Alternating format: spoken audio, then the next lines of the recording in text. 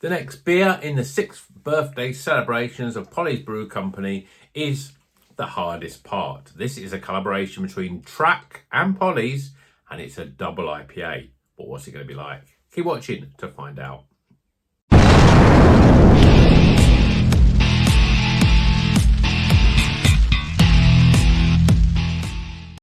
Welcome back to Rocker's Beer Review. Today we're going back to Polly's. Yeah, this is part of the Polly's 6th anniversary special anniversary birthday celebration. And this is with Track, which make great beers as well. And this is a double IPA. Quite excited about this. 8.4%. We've got Idaho 7, Nectaron, Nelson Sauvin and Riwaka. Some interesting and quite tasty hops in this beer. So let's crack it open, get it in the glass, see what it's all about. I had double IPA. No, actually, I tell a lie. I did have a recent double IPA from Polly's, but they don't seem to make as many double IPAs as they used to. Track, on the other hand, seem to be releasing almost exclusively double IPAs these days. They release a lot of them, and certainly this time of this beginning of the year here, they've been releasing lots and lots of those double IPAs, and I just can't keep track of them. Does that make sense? Yeah. But anyway, beer in a glass. Well, looks pretty damn good. Thick, bright yellow, custard colour, literally a finger of head, quite compacted, although a few little loose bubbles on the top there. But look at it, beautiful. That is a beautiful looking beer, and I think it always looks better in this glass. This is a cracking glass to show off beautiful beers, and this is definitely the glass for the occasion. See what the aroma's like. Oh my word, it smells incredible. Nelson Sauvin is definitely doing a lot of the work here. And you've got that really sort of savoury spring onion, lemongrass of aroma sort of really coming up to the forefront of this. Lots of grape, lots of gooseberry. Not much else. You got that big hit of savouriness, which I like. I really do like. I've really come acclimatized to that now. When you think, oh, spring onion in a beer, that's going to be a bit horrible.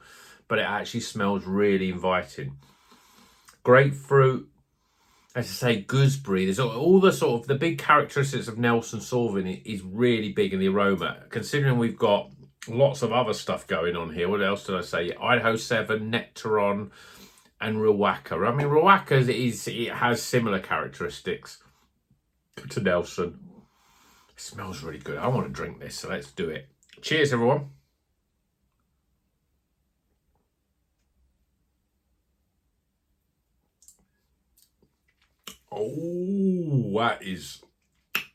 That's lovely. Wow, it doesn't taste like 8.4%. It's got so much flavour in it though, so you know it's a double IPA because the flavour's wrapping itself around the back of the mouth and it's coating the tongue, and it's like also drying out the tongue, and it's like, I want to drink more of it, so I'm going to drink more of it.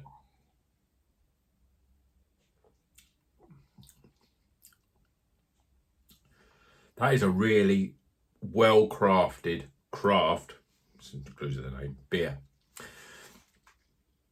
Big hits of those Nelson Sauvin flavours. Grape, gooseberry, kiwi fruit, grapefruit, a little bit of lime and lemon cutting through that, a little bit spice, a little bit of that peppery spice that you sometimes get with Riwaka.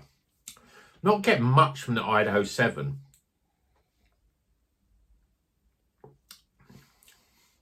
It's very much citrusy, grapefruity, grapey. It tastes really good. It's got a really smooth body. It's so drinkable. I mean, this is 8.4%. It is so drinkable. I feel like I want to drink 2 or 3 of these, but you'd know about it. But it's very hoppy, but you're not getting any of the burn, and that's a good sort of technique to get right with a double IPA. Smooth, velvety, easy to drink. Double IPA. It's not even an 8% double IPA. It's 8.4% double IPA. This is a cracking beer. I mean, it's got the hops in it I love, and I'm thinking about double IPAs. I've had a few good ones this year. I did really enjoy Putty. I really enjoyed Putty. That was a really cracking double IPA, and I did really enjoy. And I like the other one. I had the Cloud Waterwell double IPA. That was really good. The Polly's double IPA I had, which was Future Skies, I think it was called, in that light pink can. That was all right, but it wasn't great. But this is a step up. This is brilliant.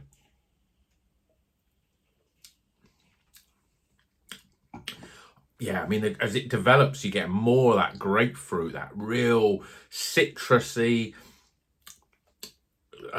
rind of the grapefruit, all that sort of real sharp, almost to the point of bitterness. But it's not as bitter as, say, the last Polly's that I had, which was the Left-Handed Giant collaboration. That was big on the grapefruit, almost to the point where it was just too bitter on the back end and earthy. This hasn't got any of that earthiness to it, and the bitterness is kept in a lot more in check. And if anything, you'd expect this one to be more bitter because of the strength. But it's very citrusy in that sort of in that grapefruit flavour. Look at the lacing of the glass as well. It looks beautiful. I am starting to get a little bit, even though I've not even drank half, a bit more than half of it. Yeah, I'm starting to feel that strength. I think it's just the flavour just sits on the tongue that much more, and you sort of start getting to the point where you're thinking, the alcohol is starting to give me a little bit of a hit, like a shot. When you have a shot of alcohol, you get that sort of that buzz from the beer or from the alcohol in the shot, but you get a buzz from this beer, and I love beer that gives you a buzz. Yeah, cracking. So I'm going to put this down before I down it. 8.4%. I have actually was thinking I'll top it up, but I've actually already topped it up. This is a great beer. It's a good double IPA. All the characteristics. New Zealand hops. It's a little bit...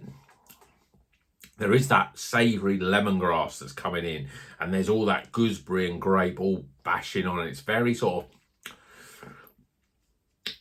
of citrus rind that's sort of sitting in those flavours. You got lemon rind, you've got lime rind, you've got grapefruit rind, you've got pulp and all the flesh of grapefruit. It's a sharp, big, strong grapefruit flavour. I don't think it's as sharp as the Left-Handed Giant IPA, because I think the Nelson Sauvin, which is the addition, bringing in more of the grape and the gooseberry, is holding it back. But it's a well-balanced beer. You're not really picking up the 8.4%. And if you like double IPAs, I think you should give this a go. I mean, we know Track make great double IPAs. We know Polly's make great beers.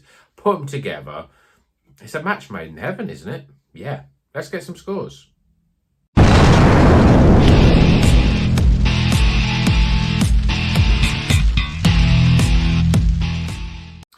Okay, the scores are in for the hardest part.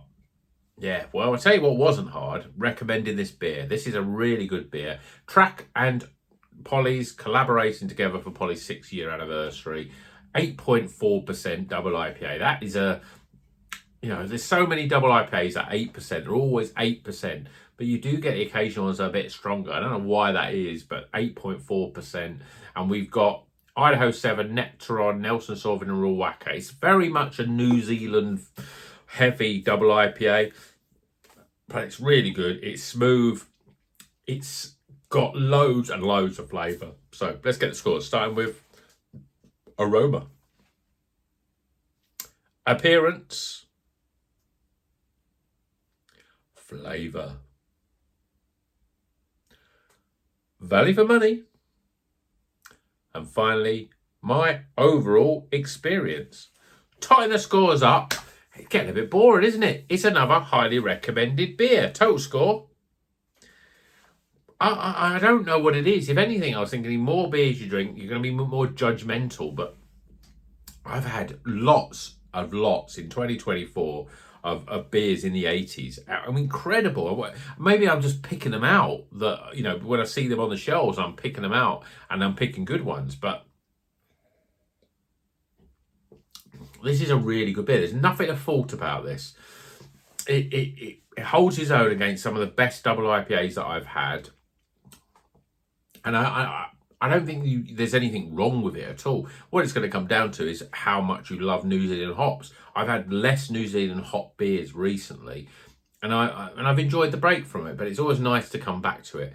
If you don't like Nelson Sauvin, and which crazy people out there don't like Nelson Sauvin hops, then you probably won't like it. But if you do like good beers and you want a New England double IPA like this is a really good example. A really good beer. I think it's probably, I don't know, is it the best? It's up there with all of these ones so far have all been good. I think that the Left-Handed Giant just didn't really, it wasn't quite as stunning. But this and the first one that I had, the Hidden Talents one, is really good. So we've got the West Coast Pale to come, which probably is going to be I think it's going to be the least favourite, just because I'm not a massive West Coast fan, and it's a pale ale, but you never know. So keep watching to subscribe, like the video. If you subscribe and you hit the notification bell, then you'll know as soon as I drop that new video for the last one of these polys. I've still got a supermarket beer that I sort of put off for a bit. I've got to do. And yeah, I think it's time to get to the bottle shop and get some new stuff. So see you in the next video. And until then, drink a craft beer and keep on rocking.